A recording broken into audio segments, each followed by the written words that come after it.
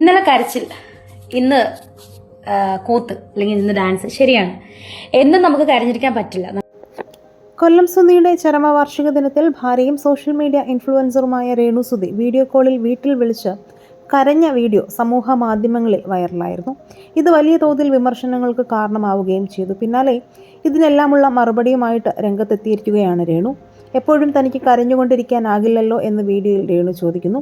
ഇന്നലെ കരച്ചിൽ, ഇന്ന് കൂത്ത് അല്ലെങ്കിൽ ഡാൻസ് എന്നൊക്കെ ചിലർ പറയുന്നു. ശരിയാണ്, എന്നും നമുക്ക് കരഞ്ഞിരിക്കാൻ പറ്റില്ല. എന്നും കരഞ്ഞുകൊണ്ടിരിക്കുന്നെങ്കിൽ ഞാൻ ഈ ലോകത്തു നിന്നും നഷ്ടമായേനെ. പൊരുതി മുന്നോട്ട് പോകുന്ന വ്യക്തിയാണ് താൻ. നിങ്ങൾ കളിയാക്കി പറഞ്ഞോളൂ, എനിക്കതൊന്നും വിഷയമല്ല. എന്നെ സ്നേഹിക്കുന്നവർക്ക് പക്ഷേ അത് മനസ്സിലാക്കി കൊടുക്കണം. ഇന്നലെ കരഞ്ഞതിനെക്കുറിച്ച് ജൂൺ 5-ന് ഞാൻ കരഞ്ഞു. കാരണം ഇന്നലെ ഞാൻ അവിടെ ഉണ്ടായിരുന്നില്ല. വീഡിയോ കോൾ ചെയ്തപ്പോൾ എൻ്റെ മനസ്സിൻ്റെ വിഷമം കരഞ്ഞ് ഞാൻ തീർത്തു എന്ന് കരുതി 3 വർഷം മുമ്പുള്ള ജൂൺ 5 മുതൽ ഇന്ന് വരെ ഞാൻ കരഞ്ഞുകൊണ്ടിരുന്നിരുന്നേൽ മക്കളെ ഞാൻ വീട്ടിലിരുന്ന് കരയത്തേ ഉള്ളൂ.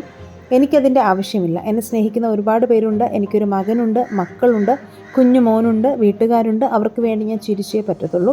എന്നെപ്പോലെ ഒരുപാട് പേരുണ്ട്. അവർക്കൊക്കെ വേണ്ടി ഞാൻ ജീവിച്ചേ പറ്റത്തുള്ളൂ. ഞാൻ ചിരിക്കും, ഇനിയും ചിരിക്കും. എൻ്റെ സന്തോഷത്തിന് വേണ്ടി റീലും ചെയ്യും എന്നും രേണു സുധി വീഡിയോയിൽ വ്യക്തമാക്കി.